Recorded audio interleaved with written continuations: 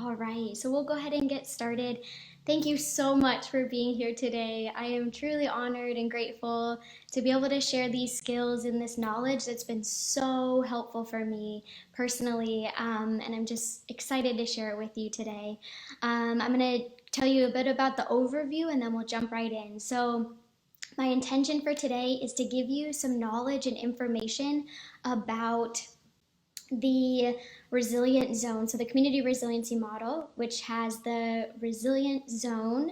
And I'm going to also teach you about the basic three skills: tracking, resourcing, and grounding. And then I'll share the 10 help now strategies, as well as some additional resources, including a free app that you can download to have access to this information, and a printable download that you can access as well. So, to know that I really value your time, this should be about 25 minutes. So I am just grateful. And again, it's my first time doing a Facebook Live thing, so I really appreciate you bearing with me through this new experience for me. So we'll go ahead and get started. So I invite you to think about a time when you felt like, okay, I feel pretty good. I feel balanced. I can kind of think clearly. Maybe a time when you felt like there were some stressors, but you were able to bounce back, and you felt like you can still think clearly, make wise decisions. And I just invite you to think about a time when that happened for you, and just kind of bring that to mind. Again, it might be a time where there were still some stressors. Maybe you still felt a little angry, but then you were able to come back and think clearly and be in alignment with yourself and make decisions and actions that best represented you. And with that, that is your resilient zone. So that is when you're in that zone. It's a state of well-being in mind, body, and spirit. You're feeling really balanced. You're able to handle the life stressors. There still might be ups, when times when you get angry or upset, or times when you feel sad, but you can still bounce back and maintain that rational thinking and wise decision making, so you're able to maintain that balance in mind, body, and spirit. So that's your resilient zone, and that's our goal with these skills, is to widen our resilient zone so that we don't get bumped out. And so that's our intention, to share these skills to help you with that. And one of the things, another key concept, is when stressors happen, when life stressors or a traumatic or stressful event, or even a trigger that reminds us of those things happen, it can bump us out of our resilient zone. So it can either bump us high, we could get bumped high, and that might mean we are anxious or panicky or manic, even experiencing pain. Or we can be bumped low, which is you may experience depression, fatigue, numbness in your body. So there's times when you get bumped high or bumped low, and the goal is to use these skills to get back in that resilient zone so you can think clearly, make those decisions, and really be your best self. So really the problem is when we get stuck in those zones. So we want to it's natural for us to get bumped out. I get bumped out a lot, and it's okay, because that happens. It's a part of the human experience, but we don't want to get stuck there. We want to use these skills to get back in our resilient zone. So, and also knowing, I love this information because it helps me understand humans more, and it helps me understand myself. And I think it can help empower us to be more compassionate and understanding that some people have a narrower or shallower resilient zone. Other people have a wider resilient zone, and they can manage different things, and life circumstances and life experiences impact that. And that just helps us understand, oh, he's bumped out of his zone, or she's bumped out of her zone, and just helps us understand our fellow humans a little bit more, which I think is a really empowering part of this model and this knowledge. And so the next thing that helps us to get in back in our zone is tracking. So that is this tracking is the for the community resiliency model. It's where all the other skills come back to. So our goal for tracking is to pay attention to what's happening inside our body in the present moment. So it's becoming aware and paying attention to the sensations that are happening in our present experience inside our bodies. And so because what we pay attention to grows, and if we can learn to pay attention to sensations of well-being and peace and calm and stillness or just well-being, we can expand that and we can help it grow by using these skills and being intentional about it. So another important thing to know about tracking is life experiences, including thoughts and feelings, can have a corresponding sensation in our body. So sensation language is a little bit different than feeling language, which is also really good to know too, and we also need to learn that, but this is just kind of a new language. So be compassionate with yourself as you start to notice these things and learn this new language, because it is a new language for a lot of us. So some of the sensory language, or the language of sensation, which is like the language of the body, some of the languages would be for breathing. It could be rapid, deep, shallow, light. For your heart rate, it might be fast, it might be slow, might be rhythmic, might be fluttery or jittery. You might, for vibrations in your body, it might feel tingly or shaky or fast or slow. For temperature, it might feel warm or cold or hot or neutral. Muscle tension might feel loose or tight or calm or rigid.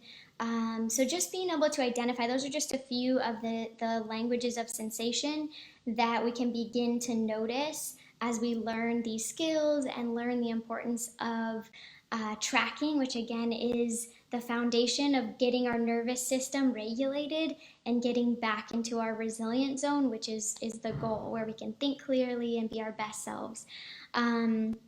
So with that, one of the things I love, now I'm going to get into resourcing, which also I'm going to teach about tracking as well with a cup of tea. So resourcing is something that brings you a sense of peace or calm, and it can be anything. It can be internal, it can be external, it could be imaginary, it can be a person, a place, a thing, an experience, a moment. So I'm going to share 2 resources of mine to give you some examples, and then that also involves tracking. So one of my resources is drinking tea. I love drinking tea. And so what I do with that is when I already just telling you about it, I feel my shoulders relax. When I have my hands around the teacup, I literally feel myself breathing deeper, breathing more in my belly, versus I was a little nervous, so breathing more up here. So now I see myself, or I feel my experience breathing deeper into my belly. So one of the resources, again, that I use is while I'm drinking tea, I just try to mindfully pay attention to the sensations. So noticing, again, that the tea was warmer. It used to be warmer, but now it's a little bit warm. When I drink it, I notice the sensation of it going down my throat, and just being able to tune into the present moment sensations. And even when I don't have my tea, so I can do this daily or however, whenever, if I know I'm getting bumped out, this could be a go-to resource for me that I use. It could be even help now to help me get back into my zone in the present moment. And I can also use that even if I'm out and about and don't have access to anything, I can even think about that, a resource we can think about, and we can bring it to mind. And even just thinking about it right now, I'm sensing my shoulders relax. It's almost like downloading when you're resourcing, you're like downloading that to your nervous system. You're downloading that calm, that experience into your nervous system. And that's what I've started doing now that I've been practicing these skills a lot more, is when I'm, especially now it's sunny. Yesterday I was out and I could just feel the sunshine, the warm. It was very pleasant and neutral, or very pleasant. So we're looking for sensations that are pleasant or neutral. And yet the sunshine on my skin is such a pleasant sensation for me. And when I think about that, I feel my shoulders relax. I can see I'm starting to talk a little bit slower, and that is just a resource for me. Even thinking about it helps me to regulate my nervous system. So again, being able to think about those resources, whatever that is for you. And again, this is my personal experience and my resources. It might not be the same for you. And so I just encourage you to think about your own resources. And another resource for me is a time where I was at Crater Lake, which is this beautiful lake in Oregon. And even just telling you about it, again, can feel my shoulders relax. When I was there, it's just the most fresh, clear air you can imagine. And now I kind of feel this sensation of like fresh air on my skin. And I swam in the lake, which was like the clearest, coldest water, but I just felt this sensation of aliveness and just this rejuvenation. So especially when I'm bumped low, I access that resource for me, just thinking about it and thinking about those sensations and connecting it to the experiences, the sensations in my body. And I actually have a picture of it in my house that reminds me daily of it. So I know you have these resources a lot of times on our phones. We have them as our backgrounds, just pictures. It could be family, anything that again brings you a sense of peace and calm and can help regulate your nervous system. So I hope those examples were helpful, and I invite you now to think about a resource for you. And if you'd like, you're welcome to share in the comments if you'd like, or you're welcome to just think to yourself about it and just begin. Again, we want to pay attention to sensations that are pleasant or neutral. So if you do start to get a sensation that is unpleasant, you can try to shift to a different resource or a different sensation that maybe feels more pleasant or neutral for you. And again, being compassionate with yourself during this time, to know that it takes practice, and it's just one of the many skills as well. All right, and to be mindful of time, I'll go on to the next skill, which is grounding. Grounding is paying attention to parts of your body that are being supported by something. So you can ground while you're sitting, you can ground while you're standing and noticing your feet making contact with the earth. So it really helps bring a sense of grounding to your nervous system. It helps to regulate your nervous system. And so, oh, it looks like maybe we're having some technical difficulties. Can you guys hear me still? Are you able to hear me still? Oh,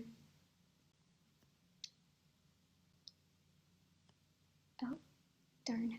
Let's see. I'll go ahead and keep going and then visit.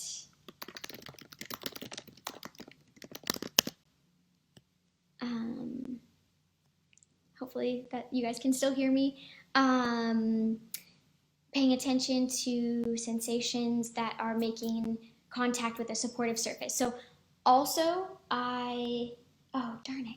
Let's see. Oh, whoops. Are you still, can you hear me? Let's see. Did it kick me off? Are you able to hear me?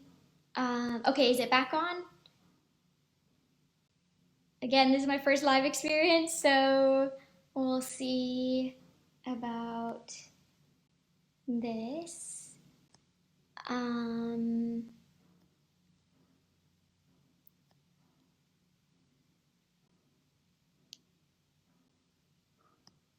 So I'll go ahead and keep going.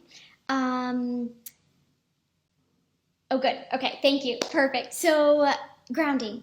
What I do a lot of times is even when I'm in a meeting or something, I'll ground with my hand on my leg and just feeling that supportive surface, feeling the support and the connection between my leg and my hand can be really grounding for the nervous system. So that is, oh, good. Okay, perfect. So that can be really grounding as well.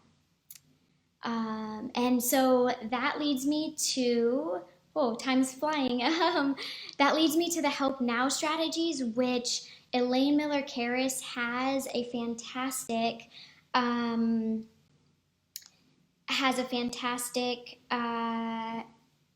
grounding exercise. She leads you through the grounding on the iChill app, which I'll show you at the very end. But she leads you through an excellent grounding activity with that. So some of the really practical, now I'm going to get into these really practical help now, reset now strategies that can help in the moment when you're feeling really bumped out. They're great resources to use even with students and kids. I use them with my students to help reset the nervous system.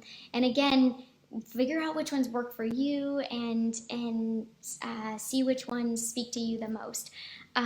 So help now. So the first one is walking. So you'll hear exercise and movement is a great way to reset, but it's also taking it a step further, which is with the sensations, being able to notice your feet making contact with the earth while you walk, noticing your arms while you're moving, and walking. So it's taking it a step further with those sensations of being able to mindfully notice the movement and your feet making contact with the earth.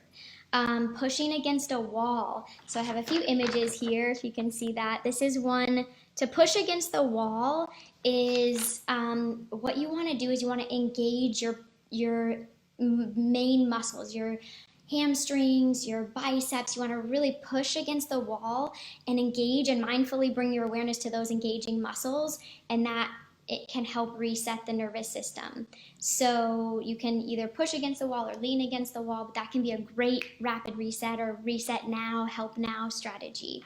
Looking and naming 6 colors that you see. So just looking around the room and naming colors can help bring you back into the present moment. So naming 6 colors: black, gold, brown, blue. I can also feel my shoulders softening. I can feel my shoulders relaxing a little bit as I say those colors.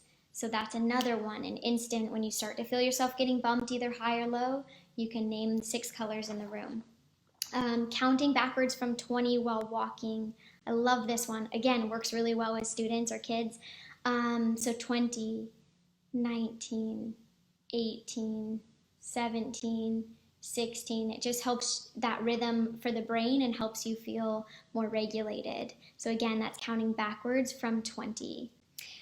Drinking a beverage. So as I modeled with the cup of tea, you can use that with water. You could do that with a beverage that, particularly water, can be really helpful. And noticing the temperature, noticing it going into your mouth and what that, again, the temperature, is it warm, is it cold, and noticing those things as you drink the beverage. Touching objects. This is another really good one, to be able to identify the texture. So is it soft? Is it rough? Is it prickly? Is it smooth? Sometimes in meetings, I'll just put my hand on the desk and just kind of feel the smoothness of the desk to reset and ground my nervous system and help me get back into my resilient zone. Temperature, noticing the temperature on different parts of your body. So my hands tend to run cold. So sometimes if I put my shoulder or across my arms, I might notice that it feels a little cool on my skin. Or again, the temperature, the nice warm temperature of the sun, just pausing and taking a moment while you're outside to notice the sun on your skin. Awesome. Oh yeah, I love to notice the color variations in paintings in the hanging in my home. I love that. Yes, that's great. Thank you. Listening to sound, so pausing and listening for sounds to help you notice, be back into the present moment. Yeah, if you have other resources that you use, please feel free to share them in the chat. Any other resources that you'd like to share, please feel free to share those. Noticing is another help now strategy, being able to notice the things around you, objects that grab your attention, just noticing and naming them as you look around. And this last one is opening your eyes and kind of softening your eyes. So, and one of the things I like to do, especially because we've been so spending a lot of time focusing on the screen, and is to, when you're hyper focused or in kind of bumped out of your zone, sometimes we have narrow focus in our eyes. And what we can do is we can intentionally widen our view and our perspective to try to bring your eyes a little bit back. And that can also be regulating for the nervous system to, one, have a different perspective, a wider perspective, and to just kind of, it helps to reset the nervous system. So that is the help now, which will can be really helpful. So I hope that you'll find those to be helpful. Resiliency pauses. So another thing I want to share really briefly is Elaine Miller-Karras talks a lot about the resilience pause right now, in that there's so much going on, there's a lot of demands, a lot of new things that are happening every day, and we can easily get bumped out. And the resilience pause is asking yourself some basic questions that help you reground and know what else is true. I love that. She says, ask what else is true in this situation. So sometimes we get so hyper focused on the bad things and the things that are really hard right now. And yes, that is true, but what else is true? What else is true in your life right now? So thinking about what else is true. Other resilience pause questions are, who or what uplifts you? Who or what gives you strength? And who or what helps you get through hard times? So really thinking about those resilience pause questions and being able to identify those things can really help you widen your resilient zone and get back into your zone as well. So I want to share briefly before we end a few other resources. As I mentioned, the iChill app is a completely free app from the Trauma Resource Institute, and they have the Help Now skills that I talked about listed here, so you can have access to them on your phone if you have access to that.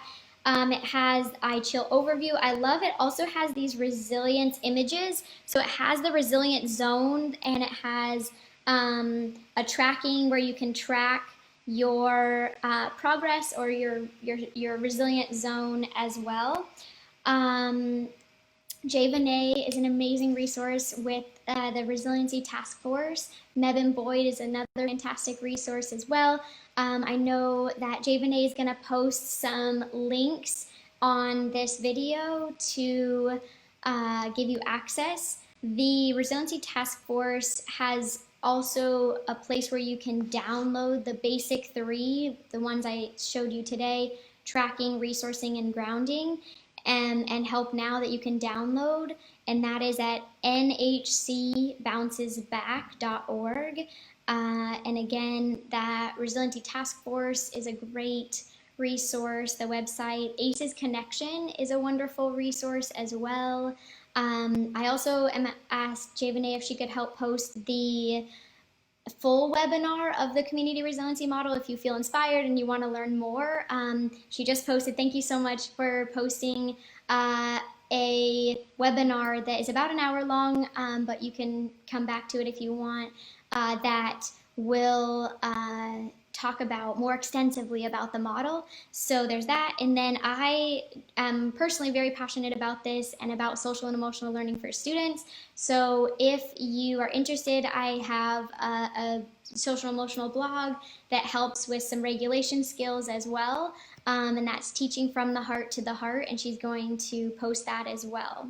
So I sincerely thank you so much for your time today. I really hope that it was helpful.